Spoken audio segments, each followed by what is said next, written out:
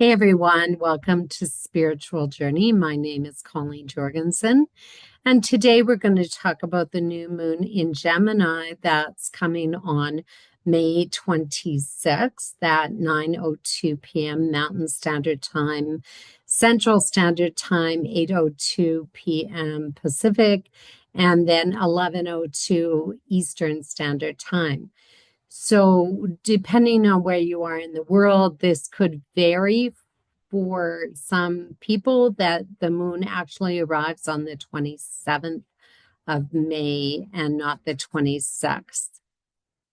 So, we have this really chatty new moon in the sign of Gemini, and Gemini is a really active sign, and it's really motivated to get out and socialize. It's very communicative, so it wants to communicate. And sometimes it can be a little gossipy.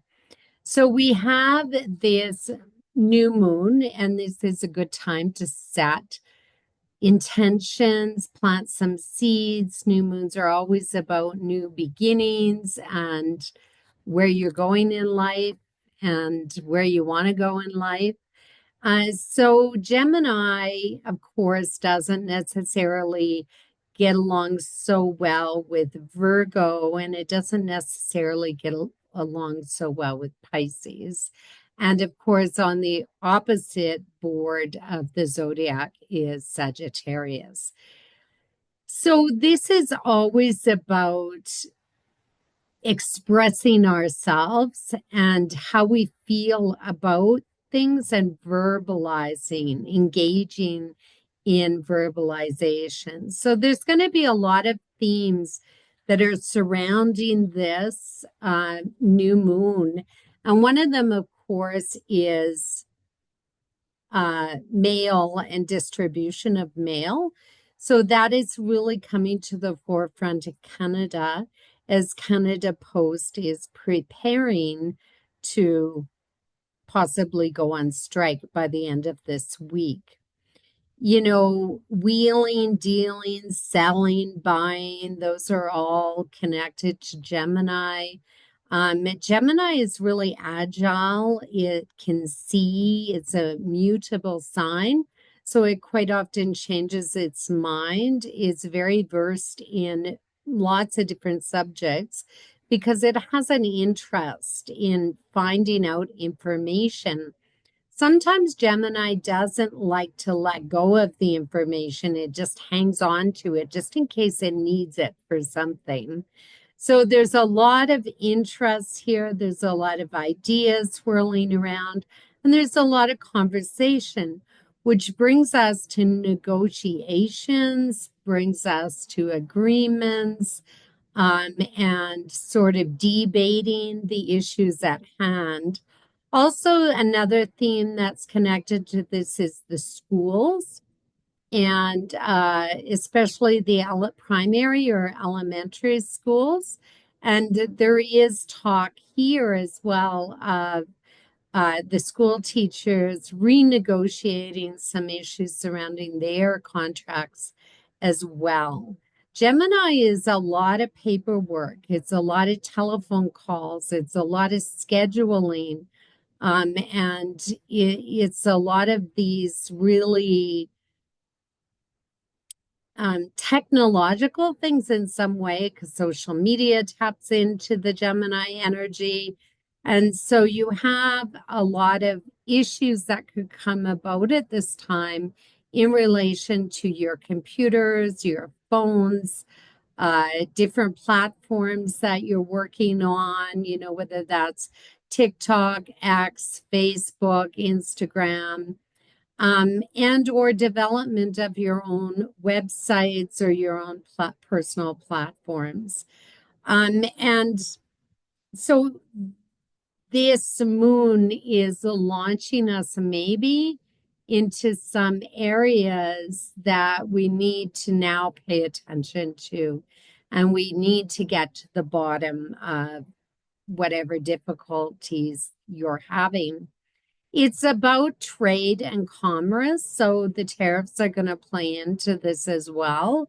Um, and also it's about learning something, um, educating ourselves on something. Gemini's playful. It likes to go about and intermingle and connect with a lot of people. And it's really fun in many ways. But Gemini just don't necessarily stick with one thing. They want a variety of things always on the go. They're very busy individuals and they kind of have a knack for certain talents. Now, Gemini is ruled by Mercury, and Mercury has just stepped in to the sign of Gemini. So that's favorable to this new moon because Gemini is in its own sign. But just prior to this new moon, there was a couple things that were happening. One of them is Saturn moved into the sign of Aries for the first time in 29.5 years. And you can listen to my video about that. And Mercury just had joined up with Uranus just prior to him stepping into Gemini.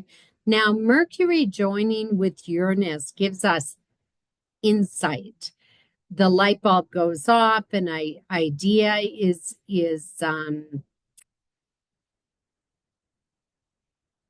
available to us, or a new idea is emerging. And Gemini says, do your research, like get the information, find out, is that workable, that new idea, that spontaneous energy, that need to break away from the old mantras and to try something different. And that really plays into that Saturn in Aries energy because Saturn in Aries is entrepreneurial, it's new beginnings, it's new leadership, it's new inventions to some degree. And it's really energetic energy. So this new moon is really going to launch us, I feel like, into something new and exciting. But we need to sit down and debate with ourselves maybe. Is this workable? Because the urge is to just step out and start doing it. And Mercury in Gemini is also trine to Pluto, and so is the new moon trine to Pluto. So you get this deep insight, this deep ability to research, this going deeper and more intensely into the subject matter. We can also find out things. We can dredge up secrets. We can figure things out easier with Pluto available to us because Pluto enables a transformative ability in our minds to twist it around, to figure it out in that could suit everybody. So even though there's these potentials for possible strikes, there's also a really good potential to figure it out and come to some sort of resolution or conclusion just by thinking a little bit differently and a little bit out of the box. Pluto is a really intense sign. And it really works to change the status quo. So many of us are going to be changing our minds here, and or concerned that we don't have all the information. So we're going to go digging for it to figure it out. It's very strategic, and Pluto is in the sign of Aquarius now. So people are coming together to find resolutions and to figure things out. This whole combination, because Mercury is right there, the sun is right there, the moon is right there, and they are really in positive aspect to both Pluto and to this sort of large band of planets that are in Aries now. So it's close. It's very close. So you have the North Node at 24 degrees of Pisces, and then you have Saturn at 0 degrees of Aries. Neptune is now in Aries at 1 degree. Ceres is at 3 degrees. Then you have Venus at 20 degrees of Aries, Chiron at 25, and Eris at 25. And those two are right on top of each other. And those two have been kind of doing this little merge together, and really looking at doing some healing in relation to exclusion.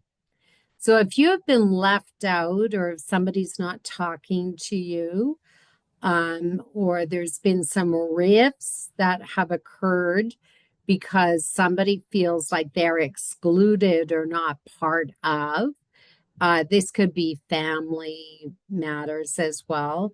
There seems to be a dialogue that could come into play here, that some healing and reconciliation, or just self acceptance of the circumstances that you're in, and that bridge needs to be healed. The other planets that are in Gemini are sextiling the Saturn Neptune Ceres combination, and that is pivotal. You need to pay attention to what is happening now for opportunities or doors opening for you, or chance encounters.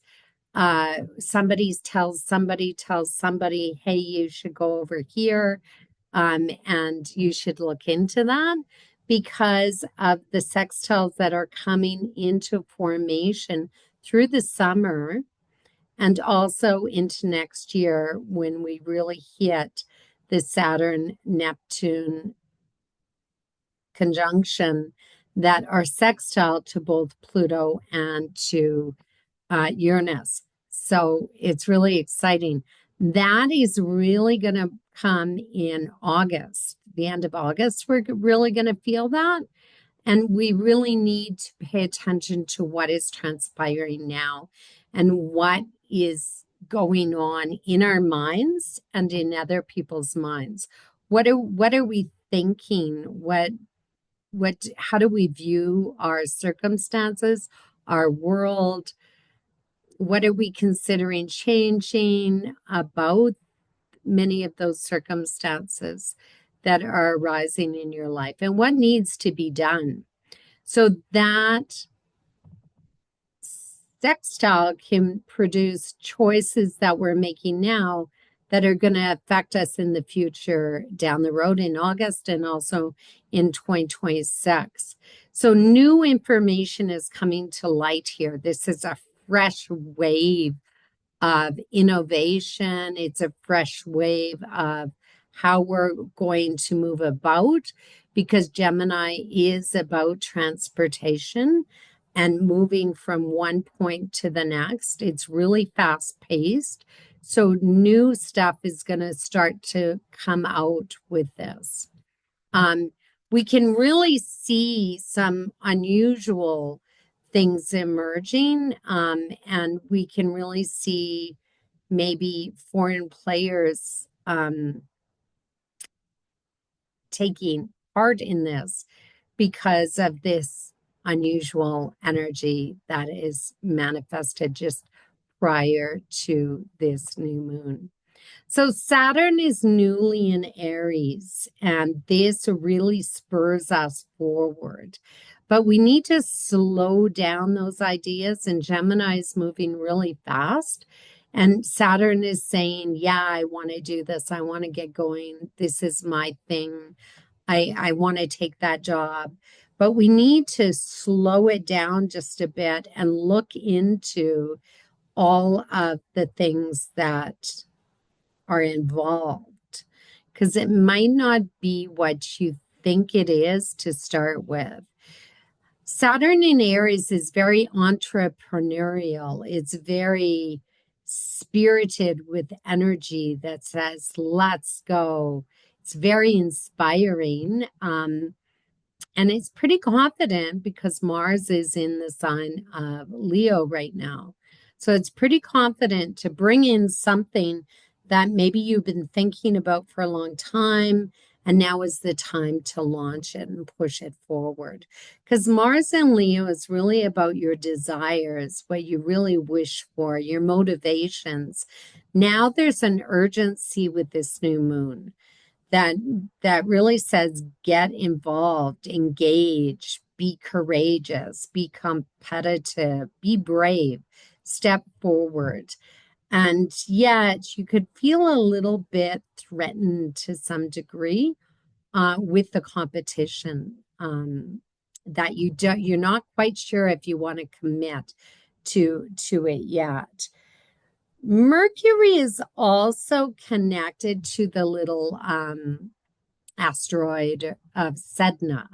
And Sedna is the girl whose father left, and she was told to stay where she was, but she chose not to, and she chose to go to see her father. So when her father discovered her and they were on their way back, he threw her overboard. And she, for not listening, not paying attention. And listening is part of Gemini. So we have to listen, not only talk. So she's hanging by a thread with her fingers around the boat to stay alive. And he chopped her fingers off. And of course, she sunk to the bottom. Pretty severe punishment. And that really says, listen, because you don't want to be necessarily transformed into something that you weren't expecting with this Mercury here, that words can actually change the direction of and course of your life. And to me, that's what Mercury and Sedna combination are really saying to me. That we need to be cognizant, we need to listen, and not just speak about things that perhaps we have no knowledge in. So this is important that you pay attention to this combination, even though there's such spectacular energy flowing through from Pluto and also from Saturn. And maybe that's the whole point, because both of these are transforming, launching us into new projects. That may be something we say will actually transform who we are and how we interact with the world. So it's a positive, and yet it's cautionary. It's a cautionary note. So this Aries dominance with all these planets in Aries are really talking about personal things, personal desires that we're really wishing to manifest. Because the sextile is still going to Pluto from Seers all the way to Saturn. So what is it that personally you would like to change about your life and how you want to interact with the people around you or the community around you? Or maybe you don't even want to live in the community you're living in. And so we have this energy that is emerging that's very personal. It's really, I desire this. I need to fulfill this old idea that I had, and I need to communicate it. So, whether that's writing a book, whether that is launching a social platform, and giving validity to the desires and the things that are going to make you stand out. Jupiter is already in its square formation, or it's emerging really rather quickly to its square formation. That's going to emerge in June with both Saturn and Neptune. So Jupiter is over exaggerating things in Gemini. It doesn't necessarily like Gemini. And it's really over the top, and can really make things bigger than what they are. Now, Jupiter is square to the nodal axis. And that axis with the eclipses is, of course, in Virgo and in Pisces. And Jupiter here is really talking about how we think. It's about our perceptions of the information that we're getting. And sometimes it can be really polarizing and a little bit harsh and a little bit gossipy.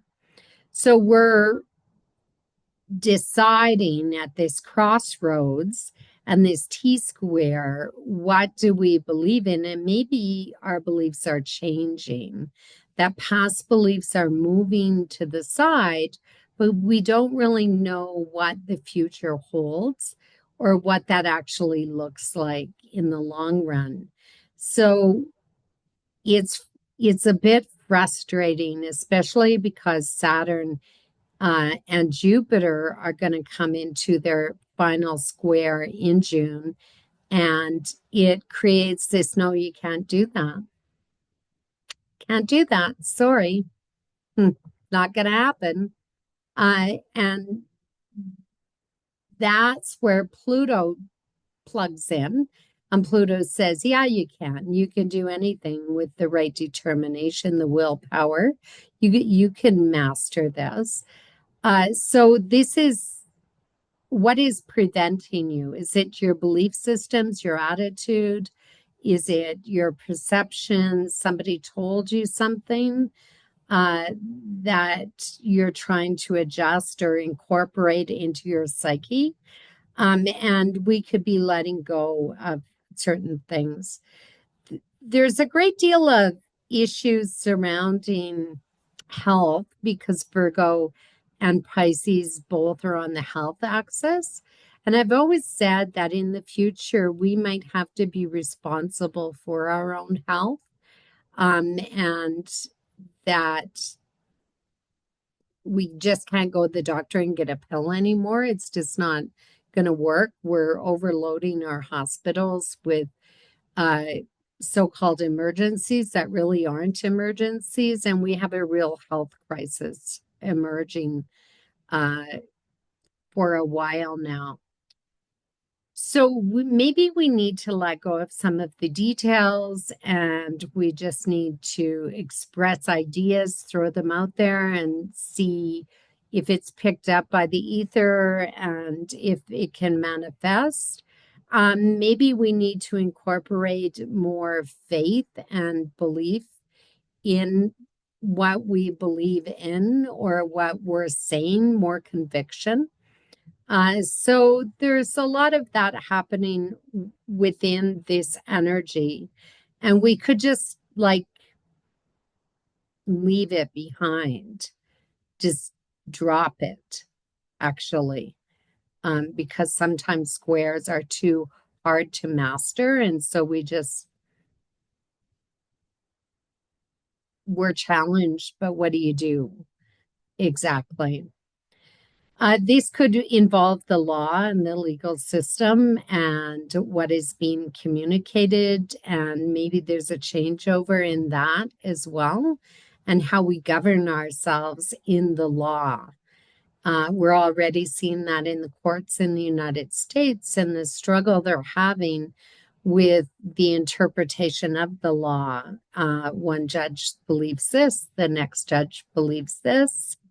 So, and of course, with that uh, square from this new moon and Jupiter, the new pope is actually going to have a bit of a challenge uh, setting the groundwork for what his vision is for the Catholic Church in the future. So there's a lot of healing going on here because Sears is Chiron is drawing to Eris, and Sears, of course, is sextiling Mercury. And Sears, of course, is Mother Earth, it's Gaia. And, you know, how could we use Mother Earth's bounty, her herbs, her holistic energy to heal ourselves and to capitalize on some of those natural remedies? Um, so it's a personal thing.